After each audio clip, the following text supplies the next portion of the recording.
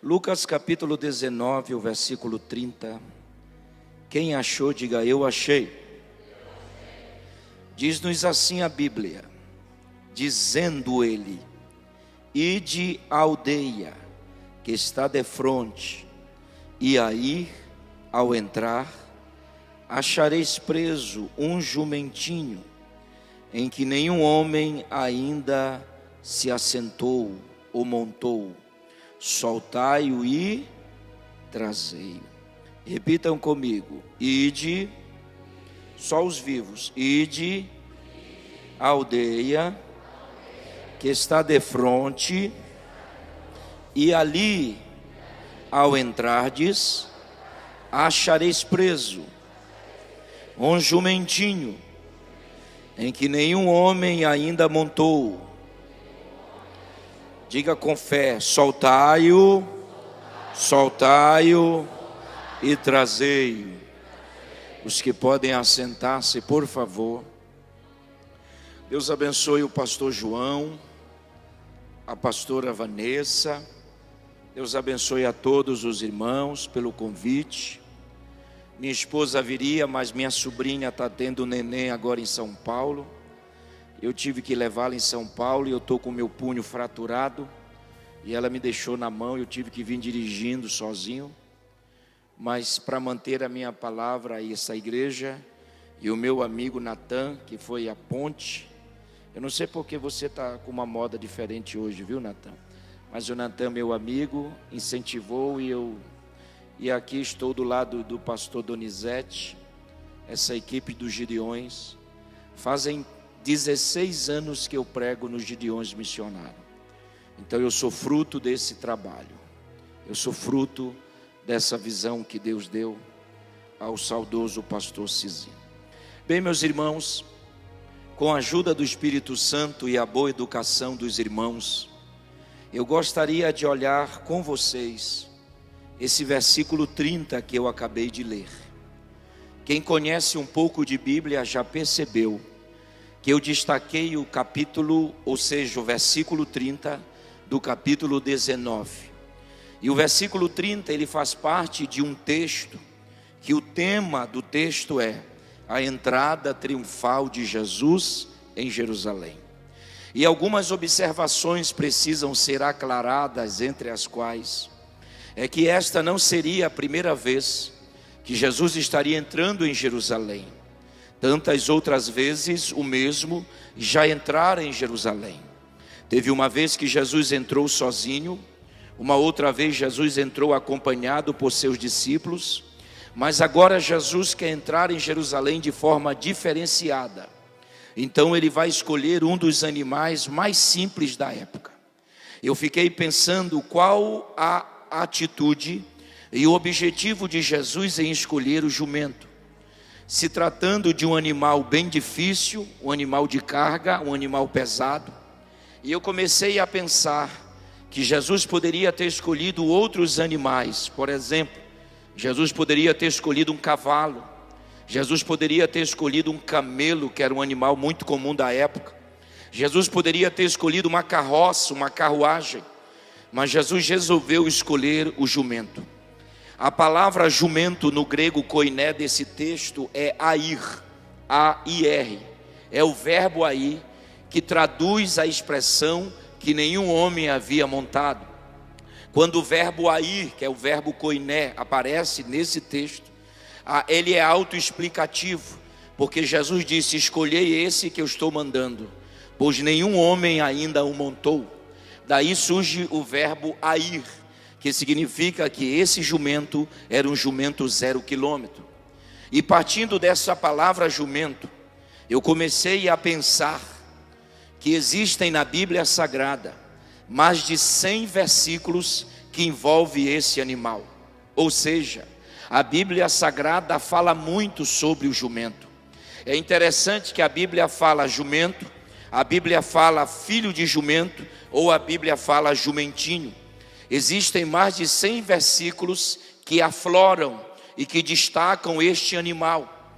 E eu comecei a pensar e comecei a lê-los, só para que você tenha uma ideia, todos os versículos que envolvem a palavra jumento. ou todas as histórias na Bíblia que envolvem a palavra jumento, eu fui pesquisar. E para que você entenda essa noite, todas as vezes que esse jumento aparece na Bíblia, ele nos traz lições extraordinárias. Como por exemplo, Êxodo capítulo 13, do versículo 12 em diante. A Bíblia diz que ao nascer, me escute por favor. A Bíblia diz que ao nascer o primogênito da jumenta, o texto diz que ele já nascia amaldiçoado, impuro e excluído. Está lá na Bíblia. Ao nascer o filho do jumento, ou o primogênito da jumenta, a Bíblia diz que o dono daquele jumento tem que excluir o jumento, porque ele já nasceu impuro e ele já nasceu amaldiçoado. E é interessante que só tinha um jeito de trazer esse jumento para o convívio dos demais, era se o dono do jumento tivesse um cordeiro. Se o dono do jumento tivesse um cordeiro, ele deveria matar o cordeiro em substituição ao jumento. A lei que nós temos na hermenêutica é a lei da substituição. Se o dono do jumento não tivesse um cordeiro, a Bíblia diz, Êxodo 13, 12 e 13, que o jumento deveria ser degolado, que o jumento deveria ser aberto ao meio e as suas vísceras iriam se aparecer. Aí eu fiquei pensando que isto tem tudo a ver com a nossa vida, porque o salmista diz e a própria Bíblia diz que nós já nascemos em pecado. A Bíblia diz que nós nascemos impuros. A Bíblia diz que nós nascemos excluídos. A Bíblia diz que nós nascemos rejeitados. A Bíblia diz que nós nascemos condenados ao inferno e o diabo deveria nos degolar. Mas para você dar um glória a Deus essa noite, quando o diabo veio para degolar a minha vida e a sua vida, Deus bradou lá no céu e disse: eu tenho um cordeiro e eu vou matar esse cordeiro em substituição a ele. Não, você não entendeu, eu vou explicar. Se não fosse Jesus, nós não estaríamos aqui. Se não fosse Jesus, era para você andar sem cabeça por essas ruas, porque o diabo já tinha te degolado. Mas para a infelicidade do diabo, o Cordeiro de Deus já estava preparado antes da fundação do mundo. Não, você não entendeu, eu vou continuar repetindo. Se não fosse Jesus, nós não estaríamos aqui. A lei aqui do texto é a lei da substituição. E se você não der glória a Deus, mesmo com esta mão, eu vou aí no teu cangote. Se não fosse Jesus, você não deveria estar aqui. Se não fosse Jesus, esse congresso não existiria. Se não fosse Jesus, o nosso ministério não existiria. Mas quando o diabo veio para destruir a sua família, quando o diabo veio para destruir você, Deus bradou do céu dizendo: eu vou matar Jesus e o cordeiro vai morrer e eu vou trazê-los de volta, eu vou trazê-los de volta, eu vou trazê-los de volta. Não, se tu não melhorar essa glória a Deus, me anima esta noite.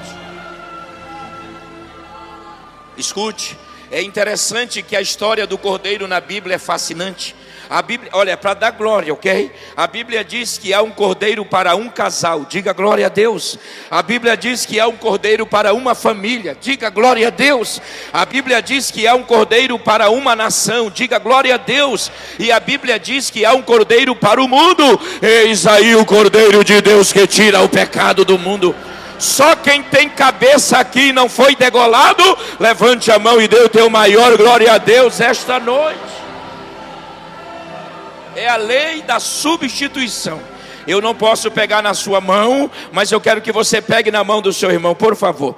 Isso não é espiritual, isto é pedagógico, ok? Aperta a mão dele até ele falar: meu Deus, aperta, aperta. E diga para ele: se não fosse o cordeiro, se não fosse o dono, estou sentindo uma graça misturado com dores, mas se não fosse o dono do cordeiro, você não estaria aqui. Deu para entender? Diga para ele: esse cordeiro morreu, te trouxe de volta, te trouxe de volta, te trouxe de volta. Eita, estou sentindo graça. Era para você vir para o inferno, mas o cordeiro te pegou de volta, numa lei chamada lei da substituição.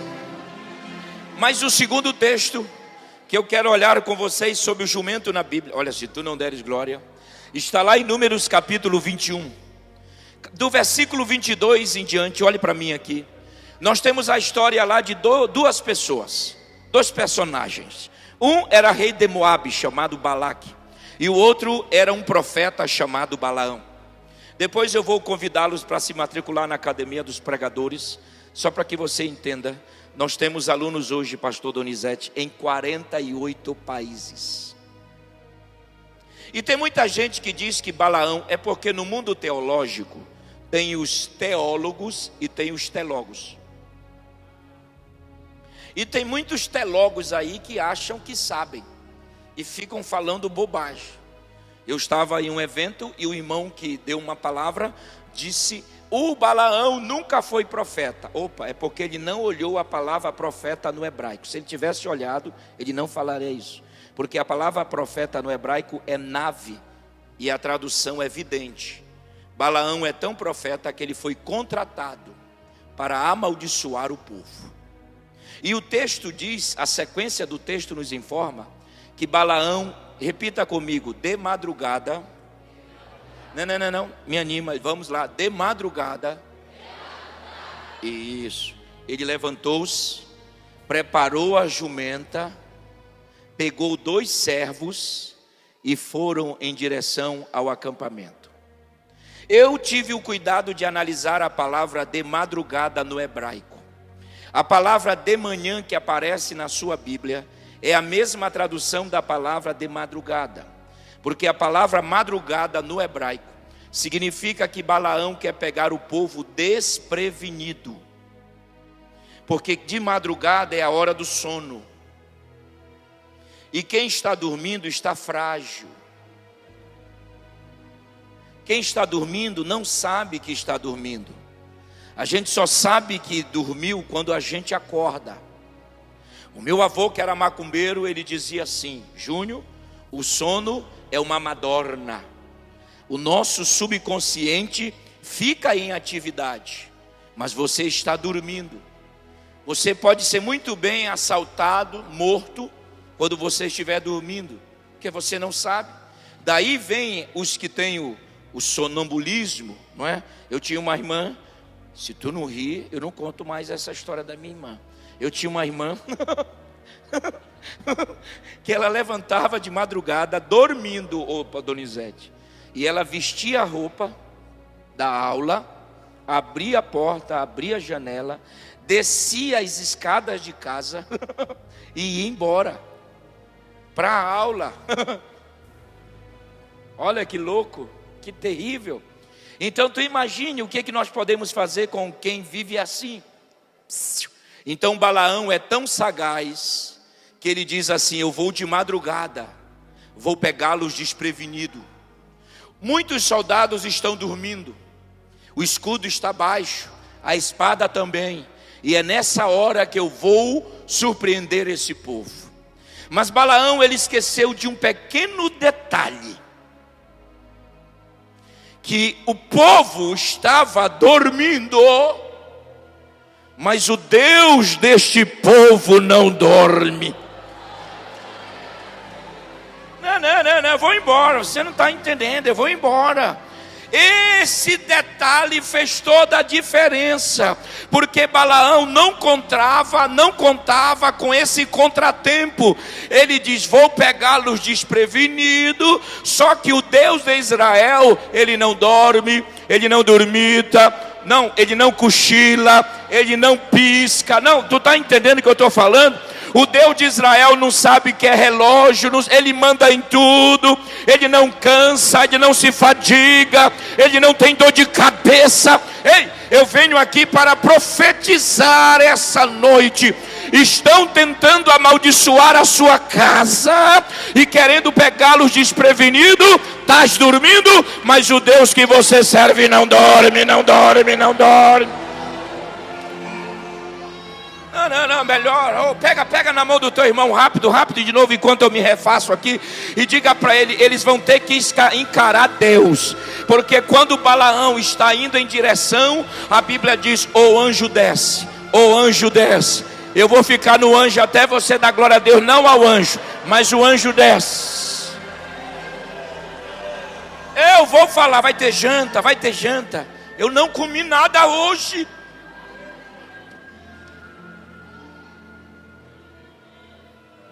Eu estava estreito no Maranhão, O senhor sabe onde é. Meu Deus, que festa grande. Peguei o ônibus, avião 2 da manhã em Imperatriz. Cheguei 9 horas em Campinas e a mulher já estava dando ordem para a gente passar. Por que mulher é assim, né, meu? Quem é casado com mulher baixinha, levante a mão aí. Vamos orar, vamos orar, vamos orar, fazer campanha. Vamos levantar 3 horas da manhã e colocar a boca no pó. Como é que diz? É isso aí, né? Boca no pó. Me fez em São Paulo ainda.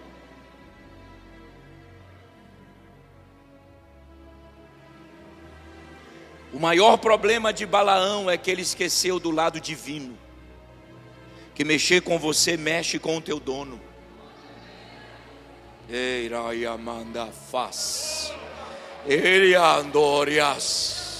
Não, eu estou sentindo uma graça aqui. Ei, Deus vai calar esse Balaão que anda proferindo maldições para a tua família, para o teu ministério. Ei, se tu não entender isso, Deus vai calar esse Balaão que está ávido para te amaldiçoar.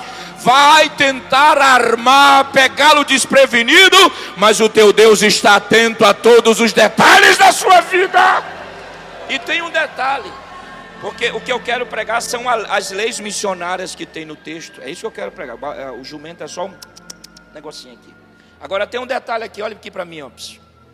Eu gostei dessa história de Balaão, porque a Bíblia diz assim, fale comigo, o anjo. Esses pormenores da Bíblia que são interessantes, né? A Bíblia não diz um anjo, porque um é qualquer anjo. Agora, o anjo é teofania. Teo é Deus, fania, aparições. As aparições de Deus na forma de um anjo. Então, quem desceu naquele dia para barrar o Balaão, não foi um anjo, foi o próprio Deus. Porque ele não vai deixar. Você não entendeu ainda, não é? Orias. Ele não vai deixar. Nessa matéria ele não manda ninguém. Nessa hora ele não manda nenhum anjo. Ele mesmo desce. Ele mesmo desce. Se tu entenderes, tu vais dar um glória a Deus para chegar lá no Japão. Ele mesmo desce. Então não te preocupa, não fica preocupado. Vou dormir agora. Pode dormir sossegado, porque o anjo do Senhor está te velando, te protegendo. Não faz barulho de glória a Deus aí, está guardando você. Ok. Estamos entendidos até agora? Tem um outro texto na Bíblia que envolve jumento. Juízes capítulo 15, versículo 15. Olhe para mim. A Bíblia diz lá que Sansão, ele tomou uma queixada de jumenta fresca. A tradução fresca no hebraico significa que o jumento tinha horas de morto, não dias, pois a queixada ainda estava fresca. E é interessante que eu vou fazer uma pergunta a esta igreja. Você realmente acredita nesse versículo? Que o Sansão pega a queixada na mão e com ela fere 1000 homens. Aí você diz, pastor, mas a minha tradução bíblica diz que ele matou. Não há nenhuma contradição. É só você entender assim, ó. Os 1000 homens que ele feriu, depois morreram.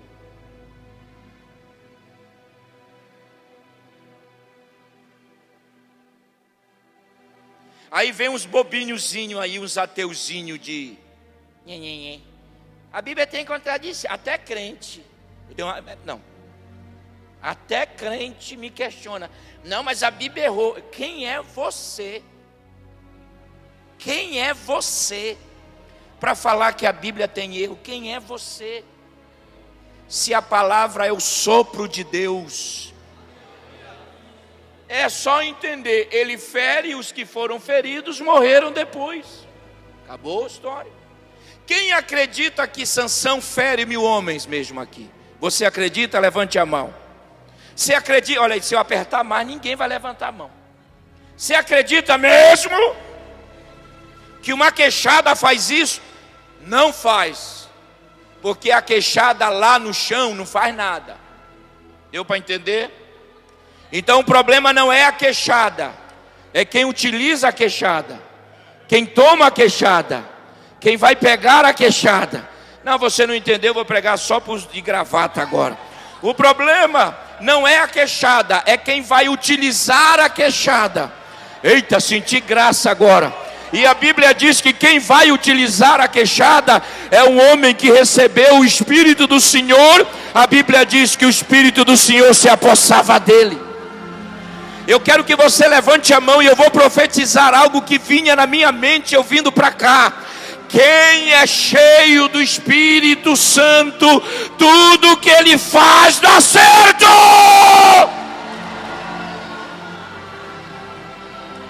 Romandayash, Dorondri cantarás. Ei, se tu não der glória a Deus, eu vou aí. O problema não é a queixada, é o homem cheio do Espírito. Não, olha, eu não posso bater muito hoje. Olhe para mim. Eu estava pensando no carro hoje, eu pregava para mim mesmo, para eu mesmo no carro, eu pregava. Eu fiquei pensando, será que aquele pedaço de pau, chamado vara de Moisés, abre o mar? Jamais! Só abre o mar quando Deus manda Moisés tocar no mar. Você não entendeu coisa nenhuma. Você acha que aquela farinha e aquele azeite se multiplica? Não! Passa a multiplicar quando o homem cheio do Espírito profetiza que vai multiplicar. Eita! Sabe o que eu pensei hoje no carro? Olhe para mim aqui. Vocês acham que aquelas pedras que Davi pega no ribeiro derruba gigante? Jamais. Nunca. Nunca. Aquelas pedras não derrubam ninguém, principalmente um camarada grande, preparado nas academias filisteias, e graças aos filisteus eles usaram muito ferro. É por isso que as armas dos filisteus eram imbatíveis na época, tudo feita do ferro. Você acha que aquelas pedras vão derrubar Golias? Não! Mas enquanto elas estão lá, elas são só pedras, deu para entender? Mas quando Davi vai buscá-las, se tu não der glória a Deus, eu não vou chegar aqui na caixa. Quando Davi vai buscá-las, então a ideia é, tudo que vier à nossa mão vai dar certo. Eita, eita, levante a mão só quem trouxe glória, vai. Manaias, quem tem glória para dar, te manifesta aí. Quem tem aleluia para dar? Quem trouxe aleluia? Quem trouxe?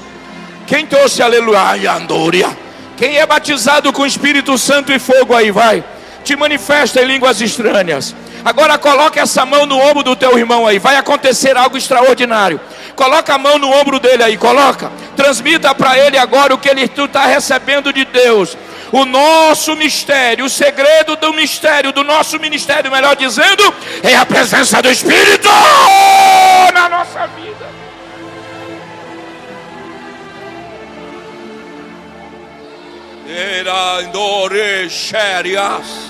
Adora, adora.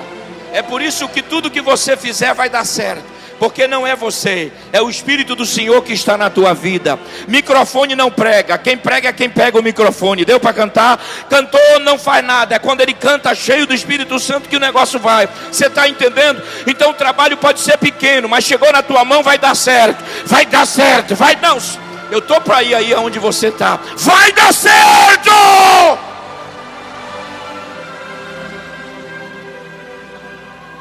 Eu estava na nossa região de Santa Catarina e era um congresso, e eu não sou muito de pregar sobre o Espírito Santo, e eu me cobro muito por isso, muito. Eu tenho uma cobrança muito grande em relação ao que eu faço para Deus. Eu sou muito exigente na palavra, eu gosto muito de que a Bíblia tenha prioridade em culto. Às vezes eu não sou muito bem entendido, minha fama não é boa, mas como eu já completei 48 anos Que isso? Jamais pensaria que o senhor está com 48 anos.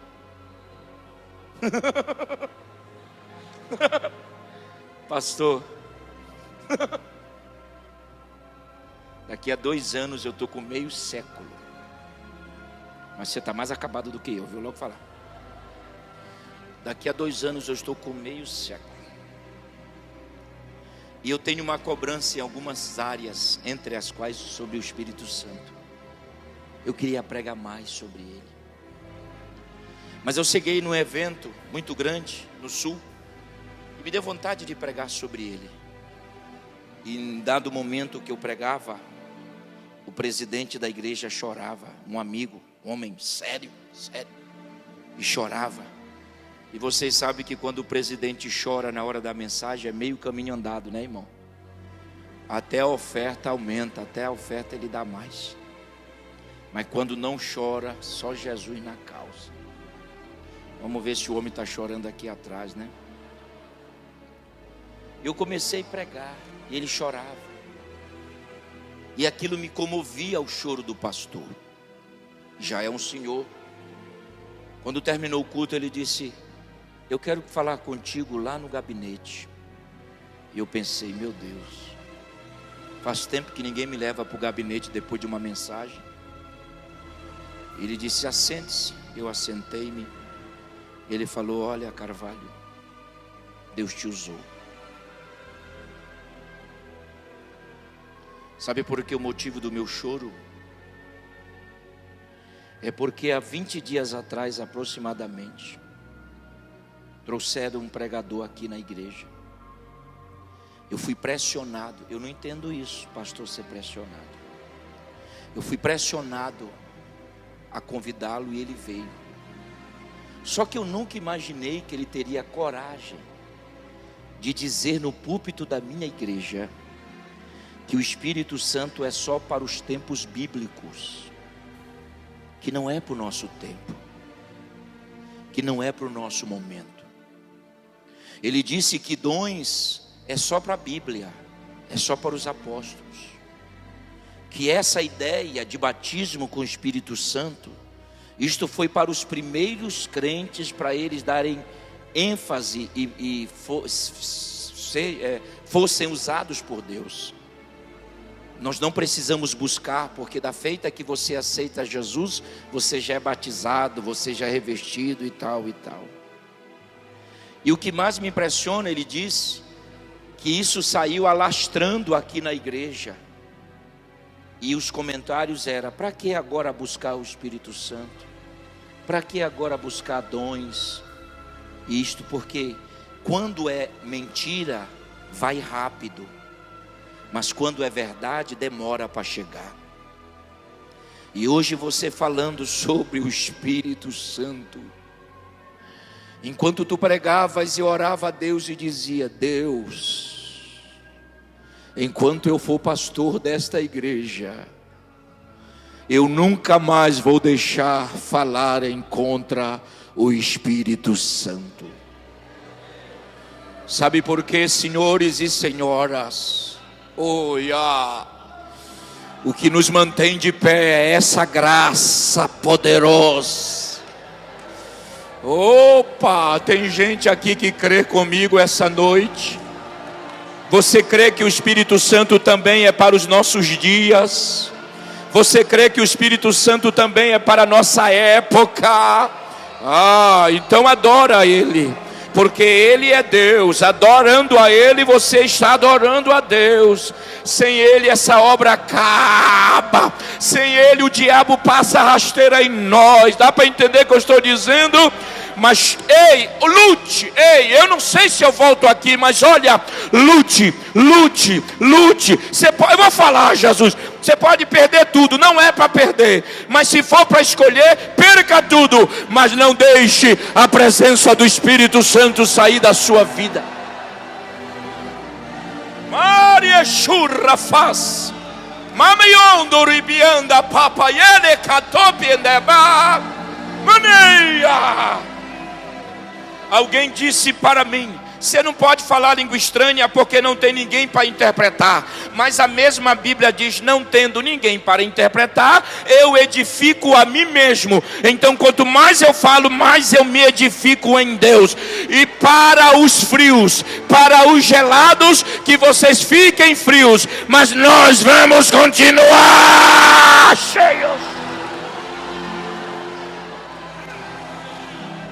Aleluia, aleluia, aleluia, aleluia, aleluia, aleluia. Vou falar, eu não vou demorar muito não. É igual aquele crente que quando um irmão adora do teu lado, tu acha ruim. Aí tu diz assim: olha como ele é criança, e tu é frio. Não precisa isso. Por que não precisa? É tu ou ele que está sentindo. Porque em vez de tu ficar julgando, tu abre o teu coração também para receber. Porque só Deus sabe o que ele passa na casa dele. Só Deus sabe o que ele passa na família, com o marido, com a esposa. Deu para entender o que eu estou dizendo? Só Deus sabe. Então deixa, ou não é, Adonis? Deixa ele adorar. Agora, o que eu acho ruim, e eu vou bater nisso muito mais, o que eu acho ruim é que quando nós vamos pregar, por exemplo, está aqui, eu vou pregar sexta-feira no Brasil para Cristo, lá onde? Tietê. É uma baita igreja. Já preguei muito nesse ministério, mas eu não chego lá pregando, desfazendo as doutrinas do Brasil para Cristo. O que eu acho ridículo é as pessoas subirem no altar da Assembleia de Deus e falarem que a gente é criança, que a gente é bobo, que a gente é babão. A gente não vai na igreja deles, Donizete, quebrar os dogmas. A gente não vai na igreja deles dizendo que eles são frios, gelados. A gente não faz isso.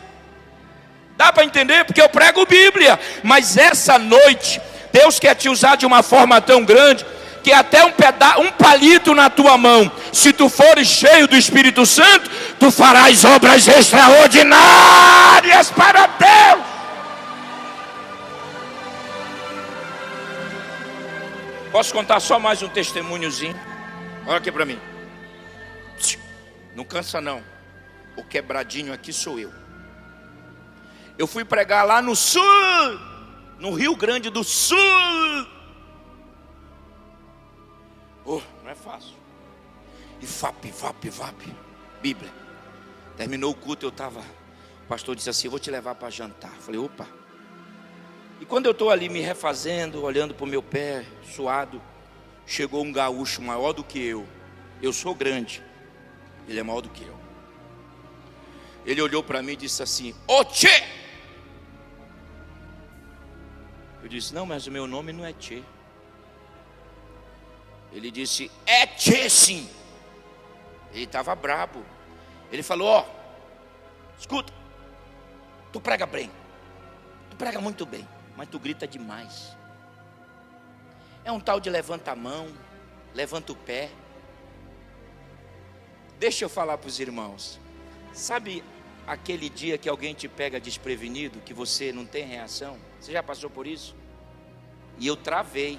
E olha que para eu travar, meu irmão, mas foi tão forte o que ele fez comigo que eu travei.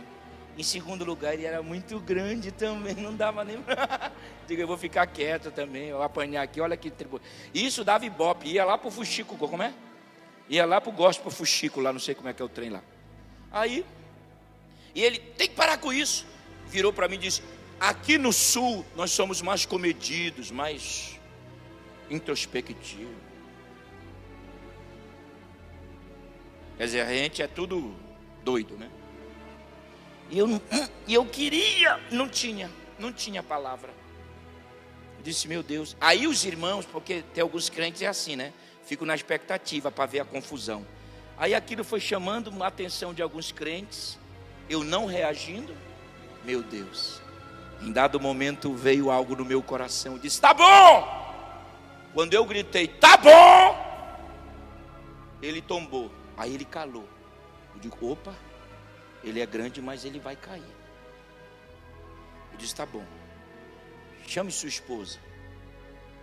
Para que tu quer com a minha esposa, tchê? Digo: chama sua esposa. Aí ele gritou assim: mulher, Eu imagino que na frente de todo mundo ele chama a mulher assim. Imagine só eles dois. E lá vem a irmã baixinha. Aí ela era baixinha, eu digo, opa, vou crescer em cima dela agora, né? Eu disse, minha irmã, não minta para mim. Aí ela, o que é, pastor? Pelo amor de Deus, não minta para mim. O seu marido está falando um monte de coisa aqui para mim. Só que eu quero perguntar uma coisa. Como é seu marido? Ele é falante? Aí ela olhou para ele. Eu digo, não, olhe para ele, olhe para mim, fale. Aí ela disse, ele fala muito, pastor. Ele vai daqui lá em casa falando mal do culto, do pregador, do cantor, do pastor. Mistério.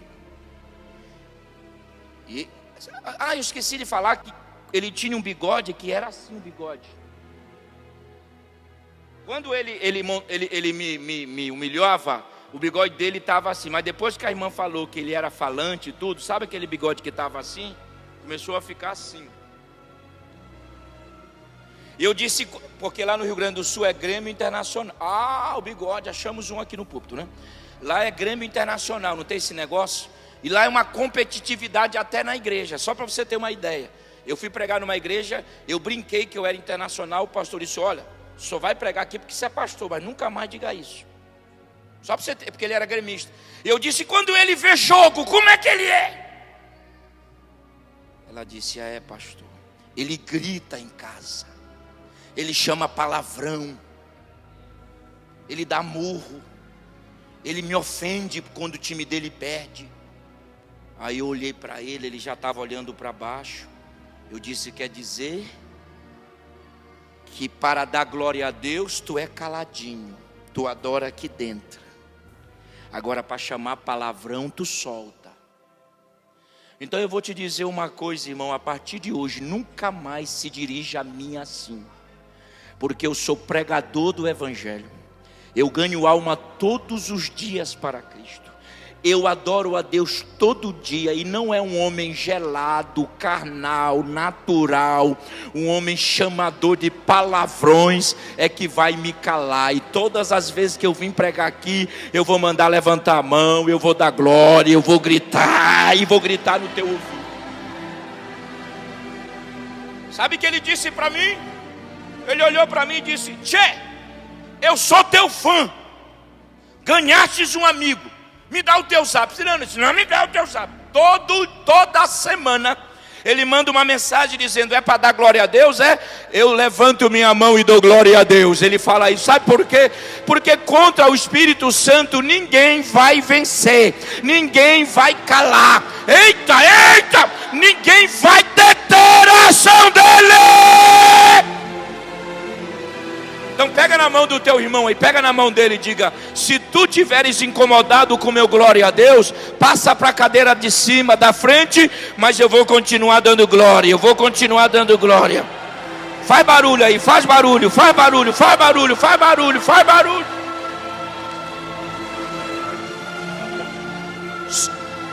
Cinco minutinhos. Escute aqui. Essa noite é uma noite missionária, sim ou não? Nós não estamos em um congresso missionário, escute. Em 5 minutos, eu quero destacar 3 leis missionárias nesse texto que eu li. 3. Escute agora, só me ouça. Se você voltar a sua mente para Lucas 19, você vai encontrar algumas leis. A primeira lei está no verso que eu li, verso 30. Diga comigo, lei. Não. Diga comigo, lei da escolha. O que o versículo 30 diz? Só me escute. Deus manda 2 discípulos irem na aldeia e buscar um jumento. Sim ou não? Agora olhe para mim aqui. Jesus não quer um jumento, ele quer o jumento. O jumento. E esse jumento que ele quer, escute bem, eu já estudei essa palavra aldeia no grego. Essa aldeia que ficava nas regiões de Betânia, tinham muitos jumentos livres, soltos, e até outros tantos presos. Era muito comum encontrar jumento nessa aldeia. Só que o jumento que Jesus quer, ele dá 3 informações sobre ele. 3. Ele diz, primeiro, que o jumento está na aldeia, diga aldeia. Segundo, ele diz que o jumento está preso, diga preso. Terceiro, ele diz que o jumento é 0 quilômetro, diga 0 quilômetro. Olhe para mim aqui, não anda. Olhe para mim aqui. Se para escolher um jumento, Jesus dá 3 informações, ele não quer qualquer jumento, ele quer este jumento. Transfira isso para a nossa chamada. Vocês acham que quando Jesus chamou, ele chamou porque você não tinha o que fazer? Ou você estava perdido? Ou Jesus te chamou para tampar buraco? Não. A nossa chamada não foi algo programado em 1 minuto. Deus planejou de uma forma tão singular. Aleluia. Se para escolher um jumento, ele dá 3 características sobre o jumento, imagine quando ele te escolheu, quando ele me escolheu, quando ele nos escolheu. Então, de forma pausada, te alegra essa noite, porque a tua escolha veio através de planos, minúcias. Começou lá em cima no céu. Os anjos ouviram, aleluia. Começou lá na eternidade que nós não conhecemos.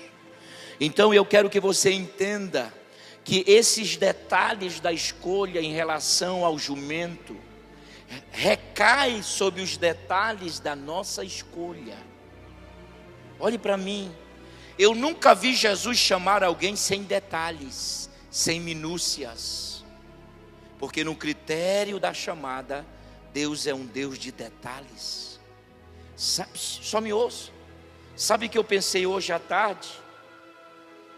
Vocês acham que o Ananias lá de Atos 9, que era pastor da igreja em Damasco, não sabia onde Judas morava? Claro que sabia, porque Judas era membro da igreja que ele era pastor. O senhor conhece o endereço de alguns crentes. Não era mais, olhe para mim, entenda, não era mais prático Deus dizer assim: Ananias, vai na casa de Judas que ele está lá. Não era mais fácil? Mas quando se fala em chamada, Deus dá detalhes. Deus diz assim: Ananias, vai à rua chamada direita. Aleluia. Oh, eu estou sentindo graça. Oh, eu estou, sabe, e não tô, por que que Deus envolve detalhes na nossa chamada? Para diminuir todas as dúvidas, para diluir as dúvidas, para acabar com elas, para que você entenda que realmente foi Deus quem te chamou.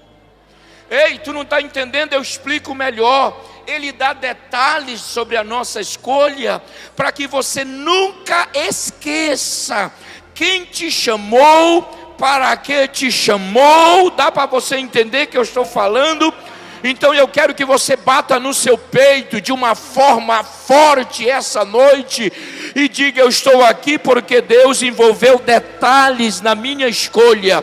Fui uma escolha acertada de Deus. Opa, eu vou falar novamente. Você é uma escolha acertada de Deus. Então tire da tua mente. É por isso que você não precisa imitar ninguém. Vou falar agora. Isso está me zangando no Brasil. Eu fui coordenador de jovens, fui pastor de igreja. A minha primeira igreja, eu saí de Pindamonhangaba na década de 80, 88. A minha primeira igreja tinha 7 crentes, 7. E no dia da minha posse morreu um. Aí o pastor presidente disse: o Carvalho já chegou matando os crentes lá. Eita! Não foi fácil essa época. Mas eu sempre tive os pastores Napoleão, Gilvan, Gilmar, os antigos, sempre servi.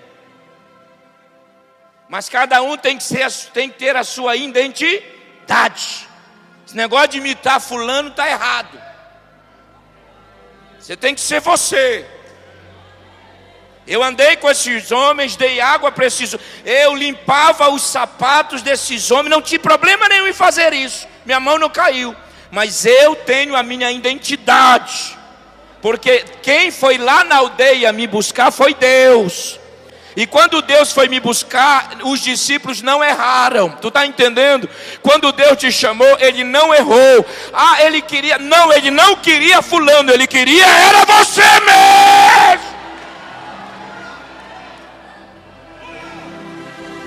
Eita! Ora surra mandará. Quem está sentindo algo do céu aí? Dá para se manifestar? Dá para dar um glória a Deus aí? Que eita! É Deus! Diga comigo, lei da escolha. Mas tem uma outra lei aqui. Eu falei 5 minutos, espera aí. Olha, se tu não deres glória a Deus nessa, tem uma outra lei aqui, ó. Escute. Está no versículo 29. Diz assim, ó. Não, está no versículo 31, perdão. Diga comigo, se alguém vos perguntar, por que o soltais? Para mim. Eu sou pedagogo, então o pedagogo gosta assim, para mim, olha para mim.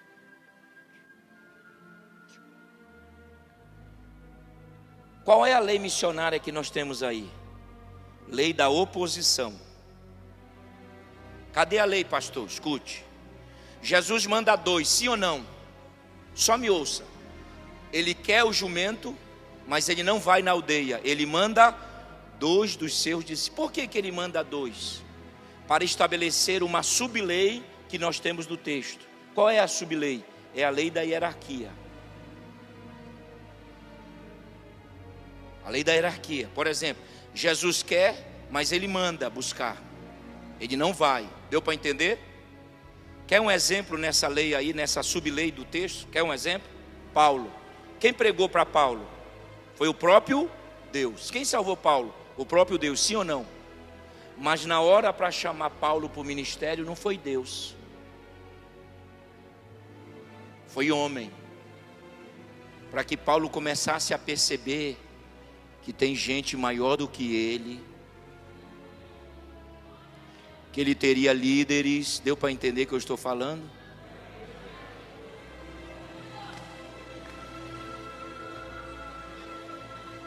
Por que Paulo... Olha aqui para mim, olha aqui. Por que Deus não revelou logo tudo lá no caminho de Damasco para Paulo? Porque Paulo ficaria insuportável. E ele já defendia a 2 de Corinto. Ele só escreveu para defender o seu apostolado. Agora imagine se o próprio Deus revelasse. Deus salva-o, mas para chamar para a obra, Deus vai usar homens. Então fica no teu lugar, viu, meu irmão? Porque na hora que chegar a hora de Deus, melhor dizendo, na sua vida, Deus vai mandar te buscar. Ei, se tu não entender isso, eu vou aí. Se Davi estivesse se mostrando lá na sala, ele nem seria rei. Mas quando nós estamos desprendidos de qualquer coisa, Deus manda nos buscar aonde nós estivermos. Agora escute. Olhe para mim, estou terminando. 3 minutos. Qual é a lei aí? Lei da oposição. Escute. Jesus diz 3 informações sobre o jumento, sim ou não? Está preso, tal. Ele manda os discípulos, mas antes dos discípulos irem desamarrar o jumento, Jesus disse assim: ei, psiu, não será fácil. O jumento tem dono. E se alguém vos perguntar, deu para entender ou não?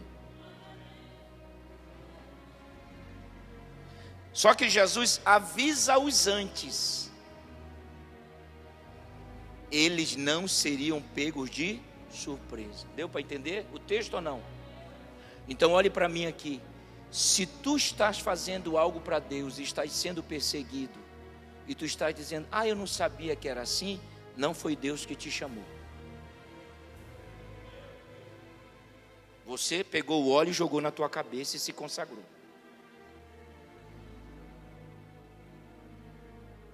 O poeta dizia: toda unanimidade é burra. Se todo mundo só te aplaude, cuidado. Se todo mundo só te elogia, cuidado. Uma das características da nossa chamada são as oposições.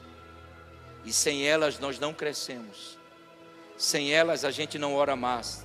Com elas, na verdade, nós oramos mais. Eu vou dizer algo aqui que, se tu entender, eu vou embora feliz. Quanto mais se levantam contra o teu ministério ou a chamada que tu tens de Deus, te alegra, que é a confirmação que Ele realmente mandou você desamarrar o jumento. Se ninguém questiona a tua chamada, com barba de molho, não é isso que diz? Esse negócio que todo mundo gosta de mim, isso é mentira, irmão. Eu não me iludo, não. Eu sei quem gosta. E tem um detalhe: eu sou o tipo da pessoa que quem ama, ama. E quem não gosta, não gosta. Eu não sei ficar nem aí. Então, os poucos que eu tenho, e vale a pena traduzir a palavra amigo.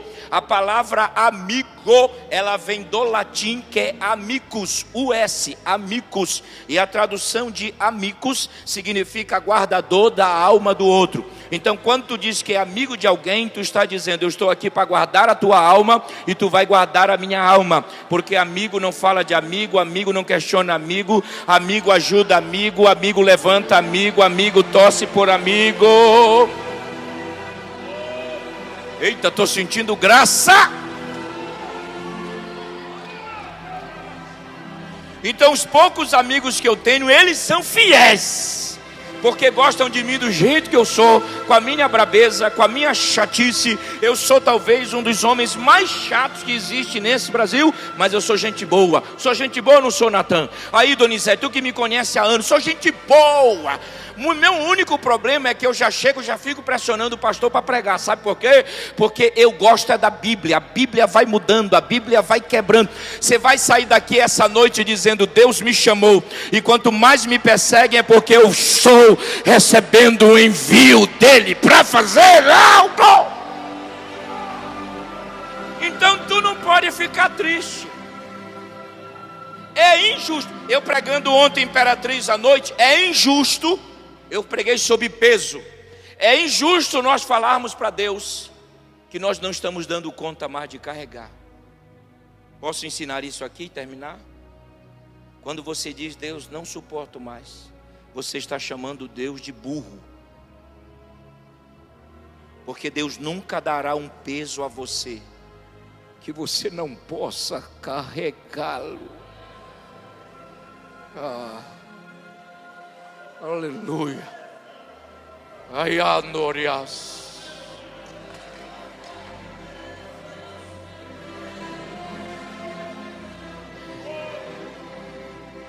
Nunca mais abra sua boca para dizer isso. Nunca mais pronuncie isso. Porque ao pronunciar, você está dizendo que Deus não te entende, que Deus não sabe do teu limite. Olha, vou dar um exemplo do jumento. O jumento, o dono do jumento não dá um peso que ele não possa carregar. Ele dá sempre o peso compatível à força do jumento. Se o dono do jumento tem, olha, se o dono do jumento tem esse cuidado, imagine o teu Deus que te conhece. Opa! Pega na mão do teu irmão, aí eu já estou terminando, e diga: o peso é conforme a tua força. Diga para ele: é compatível a tua força. Não é mais e nem menos, não é mais e nem menos, não é mais e nem menos, não é mais e nem... Eita, estou sentindo graça. Se ele deu, tu vai dar conta para carregar.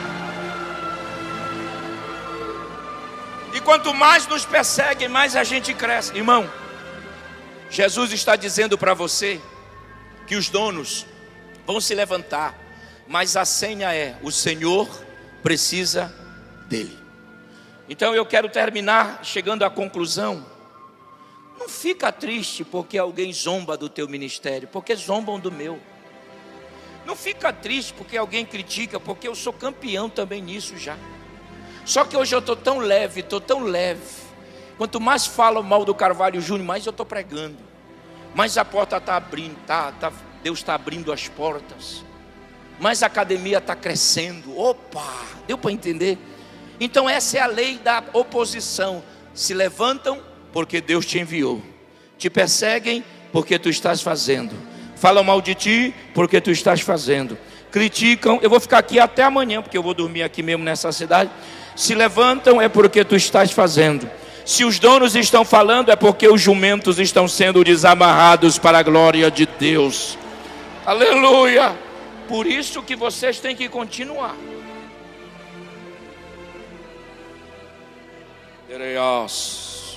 Quero adorar. Quem quer adorar comigo?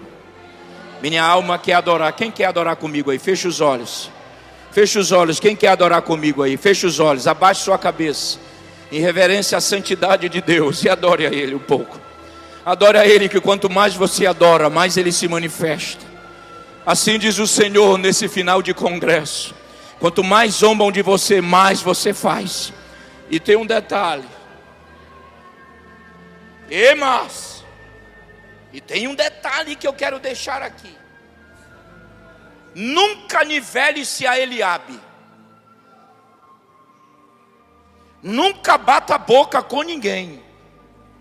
Nunca questione. E outra coisa, sabe qual é o nosso grande erro? Eu vou terminar. É que a gente espera de Eliabe o que ele não pode dar. Não nivele Eliabe no nível que você tem. Sabe por que você briga na sua casa? Porque tu quer fazer desse teu parente, que ele exigir dele o que Deus exige de você. Mas Deus exige só de você.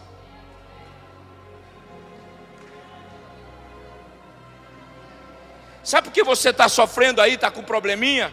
Porque tu quer que todo mundo pense igual a você. Não é assim. Deus vai cobrar de você que tem unção. Porque o Eliabe é carnal, é humano. Mas Davi é o espiritual, é ungido. Oh, eu estou sentindo uma graça de Deus tão grande. Posso falar na terceira lei e terminar em 1 minuto, sim ou não? Amém? A terceira lei desse texto missionário. Diga comigo, lei da escolha. Não, melhora. Lei da escolha. Lei da oposição. Terceira lei, lei da necessidade. Está no versículo 31, 34. Quando Jesus disse assim: quando vocês estiverem desamarrando e os donos falarem, diga comigo, o Senhor precisa dele. 1 minuto. Olhe para mim, olha aqui para minha tipóia, aqui, ó. Aqui, ó. Esse versículo me incomoda muito. Esse aqui e esse que está nesse banner aí, ó. Já eu entro nele. Isso me incomoda muito. Olha aqui. Quando eu leio essa expressão, o Senhor precisa dele, eu fico tão incomodado porque olhando para mim, ponto, para o meu interior, tem tanta gente melhor do que eu. Tem tanta gente que prega, que tem mais intimidade, que tem mais graça, mais conhecimento. Mas quando eu leio essa expressão, eu me conforto, porque o Senhor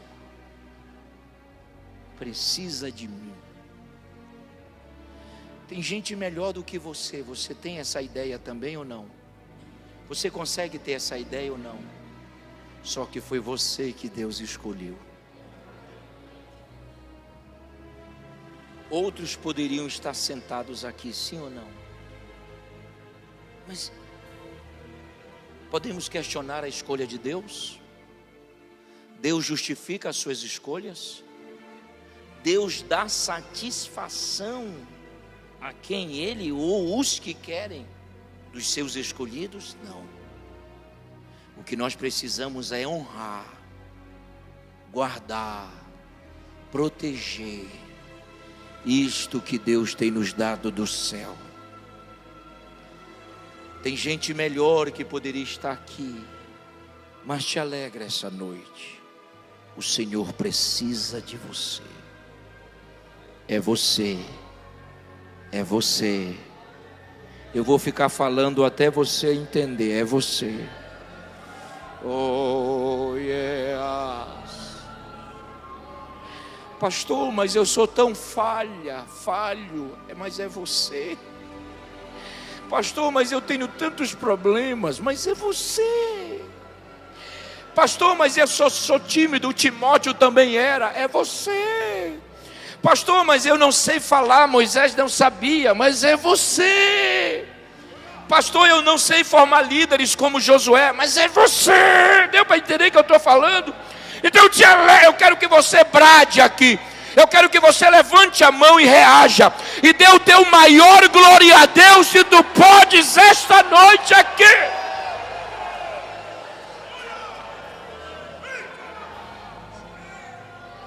Opa, no meu sermão tem esse versículo.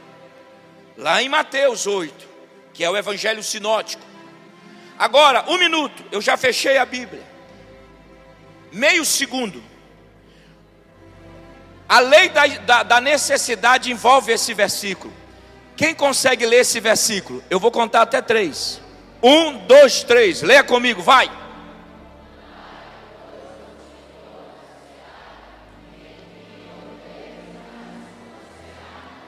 Pode melhorar.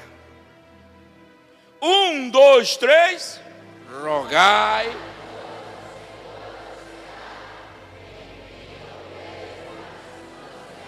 Agora esqueça o banner e olhe para mim aqui. Eu fui criado em escola dominical, culto de obreiros, e hoje eu trabalho nisso. Esse versículo, qual é a ênfase quando a gente lê esse versículo? Não é seara? Seara, trabalhadores, ceifeiros. Estou mentindo aqui, irmão? Quando você ouve acerca desse versículo no púlpito, quando alguém prega no púlpito esse versículo, qual é a ênfase? Trabalhadores. Irmão, que Deus levante. Esqueça tudo isso. Esse versículo não quer falar sobre isso. Olha ali, o verbo rogar é uma oração. Então a ideia desse versículo não é a seara, mas é o dono da seara. Deus não te chamou para ir para a seara. Deus te chamou para ficar com o dono da seara, com o dono da seara. Sabe qual é o problema desse versículo? Que nós achamos que tudo é seara. Não é. Primeiro é o dono. Eu termino e se você entender, tu vai me deixar feliz. Esse versículo convida você a ter intimidade com o dono da seara primeiro. Eita, senti uma coisa gostosa agora. Esse versículo te convida a ter intimidade com o dono. Esquece a seara, esquece o microfone, esquece fama, esquece pregar, esquece agenda, esquece Gideões. Tenha intimidade com o dono da seara primeiro. Eita, meu Deus, eu estou sentindo muita graça. Olha aqui para mim. Escuta aí, abaixa esse trenzinho aí para eu explicar melhor. A gente acorda de manhã, eu estou fazendo uma pós-graduação, termino em dezembro, então minha vida é louca. Então a gente acorda às 7 horas da manhã e dá um bom dia para Jesus. O senhor aí, que os pastores de igreja, a maioria é assim. Aí à noite, boa noite. Quanto tempo a gente ficou com o dono da seara? Nem 1 minuto. Mas quantas horas a seara tomou de nós? O dia todo. E se vocês entenderem, eu vou jantar feliz. Ó, quanto mais eu tiver com o dono da seara, todos os problemas que aparecerão na seara serão resolvidos aqui, sem precisar que eu coloque a mão. Porque Deus está mandando eu dizer aos senhores e às senhoras: sabe por que tu entrou nesse problema? Ele não era para você. O carioca diz: tu entraste de gaiato. Sabe por que tu colocou a mão nesse problema? Porque tu não orou. Tu não ficou com o dono da seara primeiro. E agora tu não sabe como sair dele. Quem tem ouvidos me ouçam. É necessário ficarmos com o dono antes de tomarmos qualquer atitude na nossa vida. Porque tu estás cansado resolvendo coisas que não era para você resolver. Quem tem ouvidos me ouçam. A gente só tem esse discernimento se nós ficarmos com o dono. Com o dono. Com o dono. Com o dono. Quem recebe essa palavra? Quem disse que o Senhor tem que resolver todos os problemas? Quem disse isso? É igual o irmão, ora por mim, pastor. Eu digo, não, vai orar você, meu irmão. Que história é essa do irmão me convidar para eu acordar de madrugada para orar por ele e ele roncar a noite toda? Nunca eu faço isso. Vá orar você. Só que tem alguém que vai me ouvir aqui, esse pastor é muito ruim. Então acorda você para orar por ele. Fala para mim, tu acha justo isso? Camarada, pastor, jejua por mim. Eu digo, vai jejuar você, meu irmão. Eu sou um diabético, eu tenho uma pressão 23/19 e eu vou ficar jejuando para os camaradas ficar comendo, ficar com a barriga desse tamanho. Cemitério de galinha. Vocês estão entendendo o que eu estou falando ou não? O evangelho é prático. Vamos orar uns pelos, mas nada de jogar aí, meu amigo. Esse negócio de ser muito bonzinho, a gente acaba absorvendo o problema dos outros. Aí daqui a 10, 12 anos está doente, cansado. Poderia estar vivendo muito mais. E vou dizer uma coisa, estou lhe vendo agora, posso falar? E tem aqueles que a gente ajuda, tira da sarjeta, depois vão embora e deixa a gente com a mão na boca assim, ó.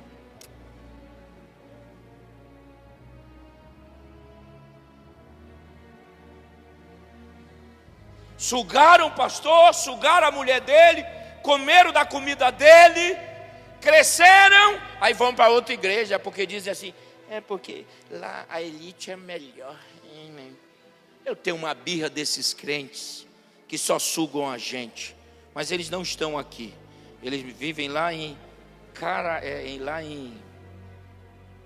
Não, fala lá a tua cidade, Natan. Guaratinguetá. Eita, dá para dar glória a Deus? Levanta, vamos orar, acabou o tempo. Diga comigo, lei da escolha, lei da oposição. Diga bem forte, lei da necessidade. Quem acredita em profecia de olho aberto aqui, levante a mão. Fica com a sua mão levantada há pelo menos 14 horas aí, porque essa está doendo e eu consigo levantar. Olha aqui para mim. O texto diz que acharam o jumento como Jesus mandou, sim ou não? Trouxeram para Jesus, sim ou não? O texto diz que cobriram o jumento, sim ou não? Porque o jumento não pode aparecer, tem que aparecer Jesus primeiro. Deu para entender ou não? E a Bíblia diz, indo eles, diga comigo, indo eles. Diga bem forte, indo eles e chegando eles. Não entenderam? Indo eles e chegando eles. Quando Jesus estiver na tua vida como está, você não será um obreiro ou um crente parado. E eu vou profetizar agora, vou entrar no mundo espiritual. Tudo aquilo que está parado, tudo aquilo que está travado, tudo aquilo que não vai, parece que tua família não vai, parece que teu ministério não vai, tudo aquilo que está acorrentado, amarrado, em nome de Jesus, a partir desta noite vai desamarrar e vai quebrar.